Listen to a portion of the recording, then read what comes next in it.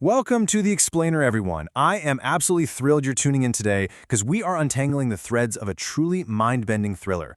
Imagine, if you will, a sprawling, futuristic metropolis called Novus. But, this isn't your standard sci-fi dystopia. In this city, society's entire reality, relationships, grudges, promises, crimes, the whole shebang completely resets every single day. We're going to break down the mechanics, the factions, and the incredibly chilling philosophical questions at the heart of this story. So grab your focus because you are definitely going to need it as we uncover the secrets of the city without memory. Our story starts right in the thick of it, in a way that just immediately grabs you. Picture this. You're a quiet, respected civil engineer named Elias Vane. You wake up in your luxury apartment. Your daily digital briefing pops up, totally assuring you that you had a super peaceful yesterday. But then you look down, and there's blood on your hands. You've got dirt crammed under your fingernails, and most terrifyingly, you find this chilling note scrolled right on your mirror. You killed someone yesterday. Do not trust the morning report. And the real kicker? Just minutes after he reads this, government cleaners arrive outside his building. It's such a brilliant, visceral opening that literally forces us to ask, what on earth is happening in this city? Okay, let's dive into this. To understand Elias's absolute panic, we first have to understand the terrifying daily reality of Novus. Every single night at exactly 12 a.m., the entire city undergoes what's known as the midnight event. All short-term memory wiped completely clean. Everything that happened that day is just gone. The next morning, citizens are fed these curated memory reports through implants and AI assistants. These reports tell them who they are, who they love, what they believe, and what happened the day before. And the crazy part is, they have absolutely no way to verify if these reports are actually true. The entire city just survives on blind trust in a system that literally rebuilds their identities every 24 hours. So, how does that actually work? Well, it's a four-step process, and it is clinical, ruthless, and entirely inescapable. Step 1. The short-term memory is erased, ensuring the slate is totally wiped clean. Step 2. All the digital records across the city are synchronized to match this brand new reality. Step 3. Citizens enter a state of temporary unconsciousness, so they're completely vulnerable. And finally, Step 4. AI memory continuity packages are uploaded right into their minds. By the time they wake up, the new truth has been seamlessly installed. It's an absolute, unbreakable loop. Now you might be wondering, why would a society ever agree to this? Well, the truth is they didn't. There's a massive gap between the lie they're told and the dark reality. The official explanation given to the public is that the resets are a medical necessity. They're told it prevents a deadly neurological virus that nearly destroyed humanity generations ago, and most citizens just accept this as fact. But the hidden truth? It's far darker. This whole system was engineered after a massive global conflict called the Fracture Wars. The elites of that era realized an absolutely crucial fact. People who remember injustice eventually rebel. So they engineered memory dependency to create permanent, unquestioning social stability. History became editable and truth became completely centralized. Part 1. The Hidden Rulers. Inside the Continuum. The Continuum are essentially the puppet masters of Novus. They're the only people who retain their memories permanently, and they manipulate absolutely everything from the shadows. Now, what's really interesting about this is that they aren't just one unified evil group. It's more like a giant puzzle. They're fractured into 3 distinct factions fighting for control. First up, we have the Architects. They genuinely believe memory control saves humanity from itself. Their motto is, peace requires forgetting, and they effectively run the government. Then, we have the Witnesses. These are the rebels. They believe without memory there is no soul, and they're desperately trying to preserve forbidden history in these secret underground archives. And finally, the Harvesters, the criminal elites. For them, memory loss is just a tool, right? They erase murders, they manipulate financial markets overnight, and manufacture fake identities. It is a perfectly balanced ecosystem of control and corruption.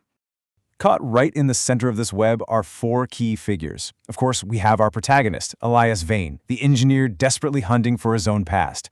Then there's Mara Sol, the leader of the Witnesses. She's this brilliant, morally conflicted former scientist who actually helped design the reset system and now fears what happens if it comes down. Opposing her is Director Kale, the head of city governance. Publicly, he's compassionate, but privately, utterly ruthless. He views himself as a necessary caretaker of civilization. And finally, there's Lyra. Lyra is an AI assistant assigned to Elias. But unlike the humans who get to blissfully forget every night, Lyra remembers every single reset perfectly. It's fascinating because she is uniquely burdened with the infinite weight of true memory. Part 2. Cracks in the reality So as Elias starts to look closer, the flawless facade of Novus begins to completely shatter. He discovers citizens who simply disappear and are instantly forgotten by their own families. He stumbles upon underground black markets where people are literally selling illegal memories. Even physical, printed books have become these incredibly dangerous revolutionary objects. All of these clues lead to a truly jaw-dropping plot twist. Get this. Elias isn't just some random victim of the system. He once belonged to the Continuum. He was one of them. In fact, he personally helped engineer and build the very memory reset towers hidden beneath the city. But after discovering a horrifying truth about the system, he voluntarily chose to erase his own mind. The man trying to break the system is the actual architect who designed it. No way, right? Let's move to this and see how it builds, because the narrative escalation here is incredibly rapid. On day one, it starts small and personal. Elias finding those bloody clues and hidden messages on his mirror. By week 2, he is fully radicalized. He joins the witnesses in the underground and learns the suppressed history of the world. And by month 1, the tension completely boils over. A rogue virus is unleashed, triggering a devastating citywide system collapse. The pacing is just relentless, pushing us directly into total societal breakdown. During his time with the witnesses, Elias uncovers the devastating reality of what the resets are actually hiding. And it's bleak. The government has been staging the exact same wars endlessly because nobody remembers them happening before. Whole poverty zones are intentionally kept in trapped cycles just to maintain a cheap labor force. Political leaders are literally rewriting public opinion overnight to stay in power. And perhaps the saddest part of all this, Elias learns that the city has lived through dozens of revolutions before his. Dozens of times the people fought for freedom, and dozens of times the rebellion was simply erased from their minds the very next morning. Part 3. The system collapses. So that rogue virus I mentioned earlier, it finally breaches the central network. For the first time in generations, the midnight event actually fails and the memory returns. But this turns out to be a massive double-edged sword. On one hand, you have the awakening. Spouses remember betrayals, workers finally remember their lifelong exploitation, victims suddenly remember the crimes committed against them. It feels like justice, right?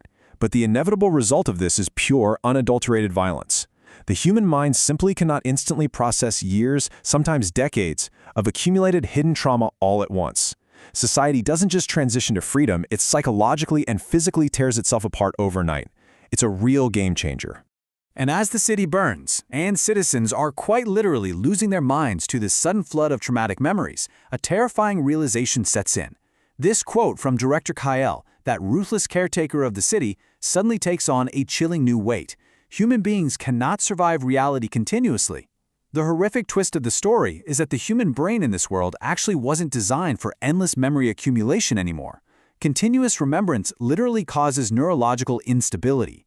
The villains were definitely lying about the origins of the system, yes, but the resets might actually be the only thing preventing civilization-wide madness now. The cure has become a permanent necessity. Part 4. Choose your ending. Now I want you to imagine yourself in Elias's shoes right now. The system is failing, the city is bleeding, and you hold the fate of millions in your hands. What do you do with a system that is built on a complete evil lie but might just be the only thing keeping humanity alive? The narrative presents 3 profound branching outcomes for Elias's choice. Ending 1 is freedom.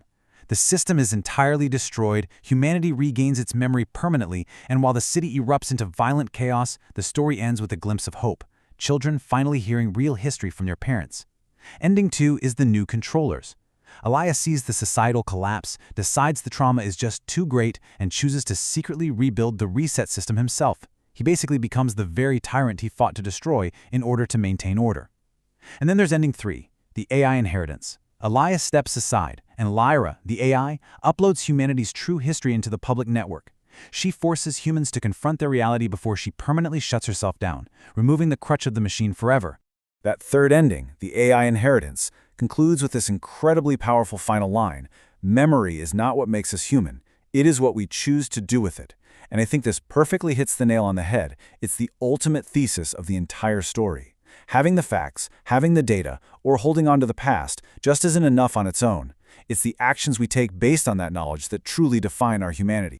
Well, we've unpacked the mechanics, the factions, and the impossible choices of the city of Novus. But I want to leave you with the core philosophical question that this entire explainer hinges on. If nobody remembers oppression, does oppression still exist? If a tree falls in a forest of amnesiacs, does the pain still matter? Think about how that applies to our own world, to our own history, and the things we choose to remember or, conveniently forget. Thank you so much for joining me today, and keep questioning the world around you.